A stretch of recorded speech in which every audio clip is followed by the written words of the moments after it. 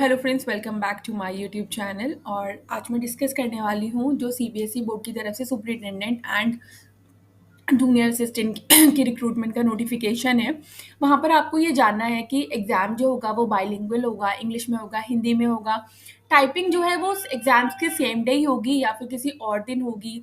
Women's को fees कितनी देनी है, वुमेन्स को एज रिलैक्सेशन कितना है, ऐसे काफ़ी सारे कमेंट्स मेरे पास आए हैं। तो इन चीज़ों को आज थोड़ा सा क्लियर कर लेते हैं। फाइन, ऑल्दो मैं 2 वीडियोज़ बना चुकी हूँ, तो आई थिंक 2-3 वीडियो मैं बना चुकी हूँ। सब आपकी पोस्टिंग कहाँ होगी, फिर कल मैंने एक वीडियो पोस्ट की थी कि आपको फॉर्म कैसे फिल करना है, ठीक है? वो भी मैंने वीडियो पोस्ट की है, आप उसको जाकर देख सकते हो, वो आपके लिए काफ़ी हेल्पफुल रहेगी। और जॉब पोस्टिंग और जॉब अलाउंसेस, ये सारी वीडियो भी मैं बना चुकी हूँ कि जॉब पोस्टिंग भी आपको कहाँ-कहाँ मिल सकती है। फाइन, इस वीडियो में सबसे पहले आपको 2 चीज़ें यहाँ पे क्लियर कर दूँ कि वुमेन्स कैंडिडेट को 10 साल का रिजर्वेशन है। काफ़ी वुमेन्स कैंडिडेट्स मुझसे ये सवाल कर रहे थे कि मैम वुमेन्स कैंडिडेट्स को कितना एज का रिलैक्सेशन है, तो उनको 10 साल का रिलैक्सेशन है इर्रिस्पेक्टिव ऑफ द कैटेगरी, वो चाहे वो किसी भी कैटेगरी से हो। फीस की मैं बात करूँ तो यहाँ पर फीस वुमेन्स को नहीं पे करनी है। फाइन, देखो फीमेल्स को फीस पे नहीं करनी है। ओबीसी, ईडब्ल्यूएस और अनरिजर्व को फीस पे करनी है। जो मेल कैंडिडेट्स हैं, वुमेन कैंडिडेट्स को कोई भी फीस पे नहीं करनी है।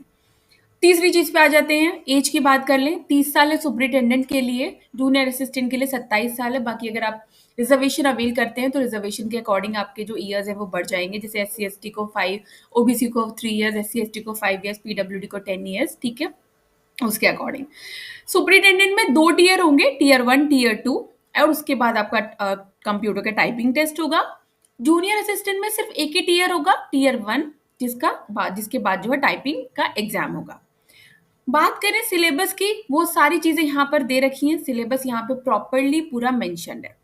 सुपरिटेंडेंट में 2 टियर होंगे। फाइन, अब यहाँ पर तीसरी चीज क्लियर कर दूं कि जो टाइपिंग का टेस्ट है वो उसी दिन नहीं होगा। फाइन, पहले इसमें सीबीटी 1 होगा, तो जो स्क्रीनिंग जो क्लियर कर लेंगे वो सीबीटी 2 देंगे। फाइन, सीबीटी 2 जो आपका एमसीक्यू प्लस डिस्क्रिप्टिव दोनों है। फाइन, अब उसको जो क्लियर करेंगे ना, उसके बाद उनका स्किल टेस्ट होगा। फाइन, स्किल टेस्ट जो है वो उनका क्वालिफाइंग इन नेचर है, वो मेरिट में काउंट नहीं होगा।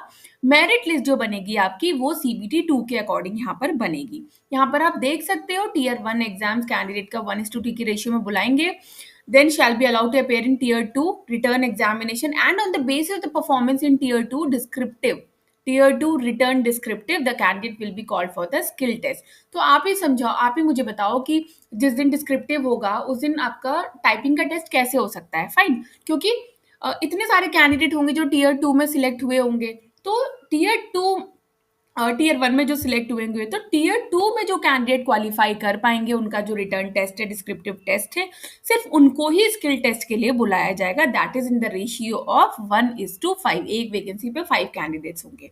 आई होप चीजें क्लियर हो गई।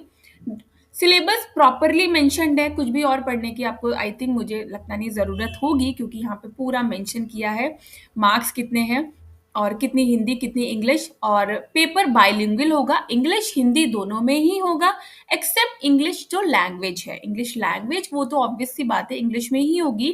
बाकी जो है पूरा पेपर हिंदी इंग्लिश में होगा। फाइन, उसके बाद टियर 2 आपका, जिसमें ऑब्जेक्टिव भी है और डिस्क्रिप्टिव भी है। फाइन, मेरिट लिस्ट जो बनेगी वो आपकी टियर 2 के हिसाब अकॉर्डिंग बनेगी। जो टाइपिंग का टेस्ट होगा वो बस आपका क्वालिफाइंग इन नेचर होगा। Got it? उसके बाद जूनियर असिस्टेंट में सिर्फ टियर 1 होगा, तो जो टियर 1 क्वालिफाई कर पाएंगे उनको ही कॉल किया जाएगा फॉर स्किल टेस्ट के लिए, ठीक है? उनको ही कॉल किया जाएगा फॉर स्किल टेस्ट के लिए। यहाँ पर भी पेपर इंग्लिश हिंदी दोनों में है, मीडियम बाइलिंगुअल है। करेक्ट आंसर के लिए 3 मार्क्स दिए जाएंगे, रॉन्ग आंसर के लिए 1 मार्क नेगेटिव मार्किंग है। फाइन, आई होप ये आप समझ गए हो। चौथी बात ये, 30% से कम आप लेकर आओगे तो आपका सिलेक्शन नहीं होगा यहाँ पे। फाइन, जैसे कि अगर जो लास्ट रिजर्व कैटेगरी है, लास्ट अनरिजर्व कैटेगरी अगर 52 है अगर जनरल का, तो ओबीसी ईडब्ल्यूएस को 47 स्कोर करने ही पड़ेंगे, अदरवाइज वो सिलेक्ट नहीं होगा। एससी एसटी पीडब्ल्यूडी को 42 स्कोर करना पड़ेगा। 30 से कम तो अगर कोई भी है, अगर आप एससी एसटी कोई भी है ना, तो भी आपका सिलेक्शन नहीं होगा यहाँ पे। फाइन, तो आप देखकर चलिएगा। फाइन, दूसरा एग्जामिनेशन सिटीज जो है सीटेड, जो सीबीटी 1 है उसकी अलग है, सीबीटी 2 की सीबीटी 1 में जितने सेंटर्स हैं उतने नहीं होंगे, सीबीटी 2 में कुछ गिने-चुने सेंटर्स होंगे जहाँ पर आपको बुलाया जाएगा और उसके बाद जो उनका स्किल टेस्ट होगा वहाँ पर भी वो गिने-चुने सेंटर्स ही होंगे। वो जब आप सीबीटी 1 क्लियर कर लोगे, फाइन, तो आपको सीबीटी 2 का जो जब आप कॉल लेटर डाउनलोड करोगे, वहाँ पर आपको वो सारी चीज़ें देखने को मिलेंगी। ठीक है, सबसे पहले तो सीबीटी 1 ही आपको देना है। मार्किंग स्कीम मैंने आपको बता दी, 1 फॉर करेक्ट आंसर के लिए 3 मार्क्स है, रॉन्ग आंसर के लिए 1 मार्क डिडक्ट किया जाएगा। Got it? आई थिंक अब तो यहाँ तक कोई डिस्कशन इंपॉर्टेंट मतलब कुछ भी ऐसा नहीं है जो मैंने आपको नहीं बताया। सबसे ज़्यादा यही था कि बाइलिंगुअल है कि नहीं, तो बाइलिंगुअल होगा। सारे पेपर एक दिन नहीं होंगे, फाइन, पेपर अलग-अलग दिन ही होंगे। सीबीटी 1 अलग होगा, सीबीटी 2 अलग होगा, टाइपिंग टेस्ट अलग होगा। कैंडिडेट को 2 घंटे पहले ही जाकर वहाँ पर मतलब आपको रिपोर्ट करना है। कुछ भी और ऐसी चीज़ें जो मोबाइल है, इलेक्ट्रॉनिक्स आइटम्स है, वो सारी चीज़ें यहाँ पे अलाउड नहीं होंगी और एससी/एसटी को फीस वहाँ पर पे नहीं करनी है। और सबसे इम्पोर्टेंट बात कि कोई भी कंप्यूटर और टाइपिंग का सर्टिफिकेट रिक्वायर्ड नहीं है यहाँ पे जब आप फॉर्म फिल करोगे। तो आपको नॉलेज होनी चाहिए, आपको आनी चाहिए, क्योंकि जब आप स्किल टेस्ट दोगे तो वहाँ पर स्किल टेस्ट में क्या करोगे आप? टाइपिंग अगर नहीं आती, अगर आपने सोचा कि मैं अभी भर देता हूँ, फिर मैं टाइपिंग जब आपका स्किल टेस्ट होगा, मान लो आप सीबीटी क्वालीफाई कर लेते हो, तो आपको टाइपिंग नहीं आती है ना, तो टाइपिंग आनी चाहिए और आपको सुपरिटेंडेंट के लिए भी कंप्यूटर की नॉलेज होनी चाहिए। ठीक है, जो भी उसमें एमएस ऑफिस वगैरह मांगा है उसकी नॉलेज आपको होनी चाहिए, क्योंकि वहां पर आपसे वो जब स्किल टेस्ट होगा तो वहां पर आपसे वो काम करवाएंगे और उसके बाद आपका डीवी होगा, देन आपका सिलेक्शन होगा। ठीक है, और ये आपको पता ही है कि आपको फोटोकॉपी प्रिंट आउट लेकर जाना है, पासपोर्ट साइज फोटो, एक आईडी अपने साथ लेकर जानी है। ठीक है, पीडब्ल्यूडी अगर कैंडिडेट हैं तो मेडिकल ऑफिसर का सर्टिफिकेट आपको लेकर जाना है।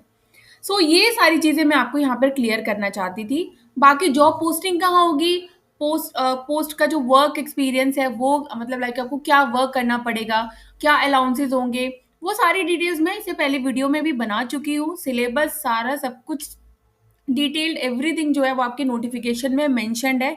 इधर उधर से कुछ भी देखने की ज़रूरत नहीं है। अगर आप इस फॉर्म की इस एग्जाम की तैयारी कर रहे हो तो तैयारी में लग जाओ, फाइन। और मेरी तरफ से ऑल द बेस्ट। कोई भी डाउट होगा जस्ट राइट में इन द कमेंट बॉक्स। तब तक के लिए अगर वीडियो अच्छी लगती हो तो प्लीज़ चैनल को like share subscribe and bell icon button को प्रेस करना नहीं भूलिएगा। तब तक के लिए